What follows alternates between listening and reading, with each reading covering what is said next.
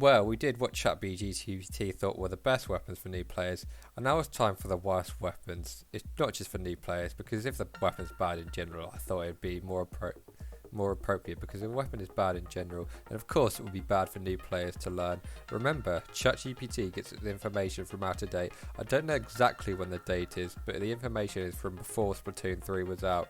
So this information will be completely accurate, and completely you should take it to heart.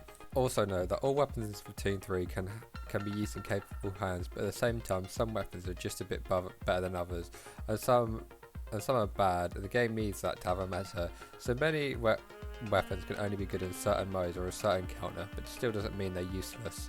With all that out of the way, let's get into it. The first weapon that it says is bad is the ink-splatting, and the reason it gives is the ink-splatting has a long charge time and requires good positioning and map awareness. Its slow firing rate is limited mobility make it challenging to use in fast-paced battles. It is correct, it does require good positioning and map knowledge to use, but I remember my first time on competitive splat zones, there was a Hydra on the other team and it utilised its insane range to make my team never be able to get through the zone or out of spawn. It also has a booyah bomb, and a well-timed one of those can turn the tide of a battle.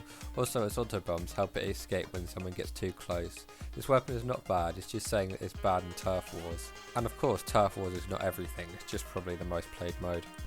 But that's not to say this is the best backline weapon. There are obviously other better backline weapons that you can use for this role, but this one's not the worst possible choice. The second weapon that it says is the worst is the Explosive. The reason it gives is the Explosive has a unique trajectory arc and requires precise aim to hit opponents. It has a slow fire rate and relatively short range, making it less effective at long range combat. Explosive is definitely a decent weapon in Splatoon 3, it's good at what it does and that's it. It's probably why Chat GPT thinks it's bad when it definitely isn't. Just make sure you know your limit and your range, and make sure no one notices you coming towards them, and unleash your ink storm when enemies, primarily rollers and brushes, decide to push in and attempt to take your team's turf. And there is a point sensor, which is definitely not the best sub in the game, but you can use it to stop people sneaking up on you. The next weapon that it says is bad is the Blaster. The reason it gives is the Blaster has a small blast radius and requires accurate aim to hit opponents. It can be challenging to land direct hits consistently, and slow firing rate can just put players at a disadvantage in close quarters combat. Well, that's not wrong, the Blaster can feel slow at times and be at a disadvantage, but from fighting blasters that are used correctly, they can be deadly, using the splash damage to keep poking at someone when at an angle where there's nothing they can do back. And you're also able to use the splash damage and tower control to get an angle on the tower that cannot be retaliated against. Regular Blaster has its uses. It's probably considered one of the worst weapons by ChatGPT because blasters in general in Splatoon 3 have had a poor performance, and if you're going to use a blaster in Splatoon 3, it's probably not going to be the regular one. Like the new S Blaster 92 is definitely a better choice. The next most awful weapon in Splatoon 3 is the Bamboozler, and for the reason the Bamboozler is a charger type weapon with short range compared to other charges. It requires excellent accuracy and quick thinking to be effective. It has a charge time and limited ink coverage. I do have a little bit of experience with this weapon, because there was a time when every time I uploaded something someone would just comment the word Bamboozler, and I thought they wanted to see me hit a clip with it. And it was very hard to get it. Being an unconventional two-shot requiring thinking and high accuracy to get used out of it, I did not like this weapon.